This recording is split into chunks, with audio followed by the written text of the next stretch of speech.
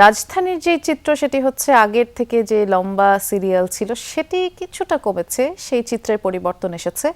সেই হিসেবে জেলা শহরগুলোর পাম্পগুলোর অবস্থার কথা জানতে চাই। বিশেষ করে জামালপুরে আপনি এখন যে ফিলিং স্টেশনের সামনে আছেন, এখানে গ্রাহকরা চাহিদা মতো জ্বালানি পাচ্ছে কিনা? আসলে যে স্বাভাবিকের চিত্র আমরা বা দেখেছি যে রাজধানীতে, জামালপুরে কিন্তু ঠিক উল্টো, কোনো পরিবর্তন আসেনি। এখনো কিন্তু স্বাভাবিক হয়নি জ্বালানি তেলের যে সংকট বা যে উদ্বুদ্ধ পরিস্থিতি বলি না কেন, যাই বলি না কেন, সেটি আমরা এই পাম্পটিতে রয়েছি। এই পাম্পটিতে গত 2-3 দিন থেকে কিন্তু কোনো রকম যে জ্বালানি তেল সেটা কিন্তু দেয়া হচ্ছিল না বলে আমাদেরকে জানানো হয়েছে।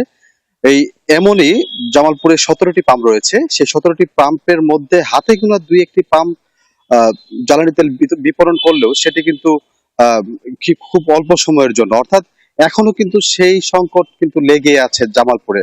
বিশেষ করে পাম্প কর্তৃপক্ষ যে বিষয়টি আমাদেরকে বলছেন যে পর্যাপ্ত পরিমাণে যে তেল সেটি ডিপো থেকে না পাওয়ায় কিন্তু এই পরিস্থিতি এখনো, সংকট কিন্তু নিরসন হচ্ছে না। বৃষ্টি